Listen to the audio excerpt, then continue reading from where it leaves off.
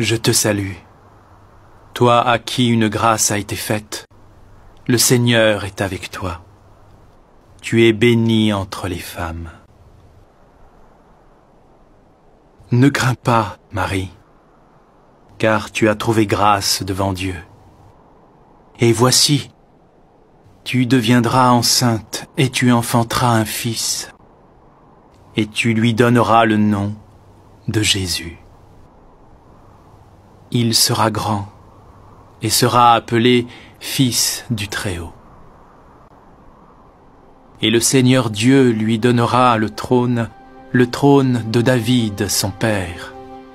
Il régnera sur la maison de Jacob éternellement, et son règne n'aura point de fin.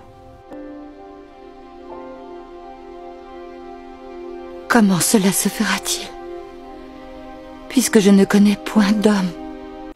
Le Saint-Esprit viendra sur toi, et la puissance du Très-Haut te couvrira de son ombre. C'est pourquoi le saint enfant qui naîtra de toi sera appelé Fils de Dieu. Voici Élisabeth, ta cousine, a conçu elle aussi un fils en sa vieillesse. Et celle qui était appelée stérile est dans son 6e mois. Car rien n'est impossible à Dieu.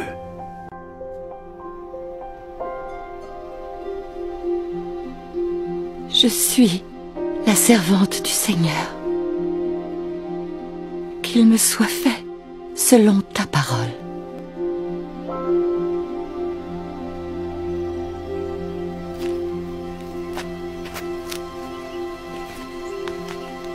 Marie, une femme dont on n'a rien dit, si ce n'est qu'elle a trouvé grâce auprès de Dieu, si ce n'est qu'elle a trouvé sa joie dans l'œuvre que l'Esprit Saint de Dieu accomplit en elle.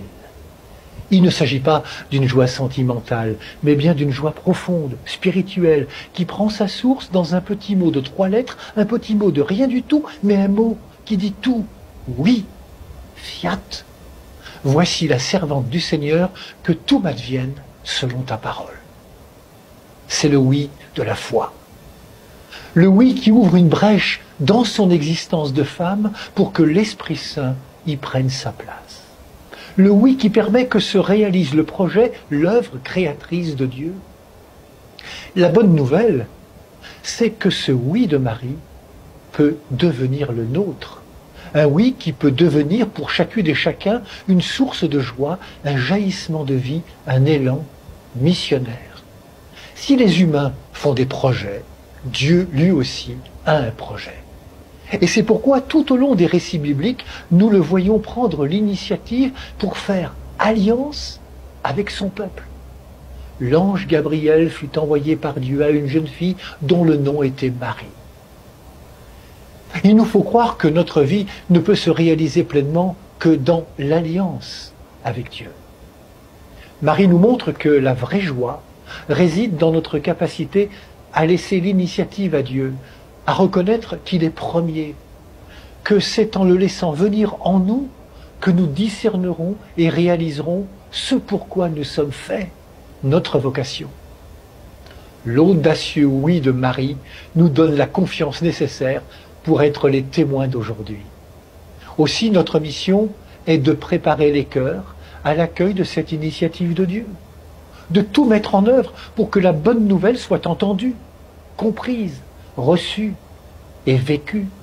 Cette mission passe par des rencontres qui peuvent devenir comme des visitations. Bonne journée à toutes et à tous, prenez bien soin de vous.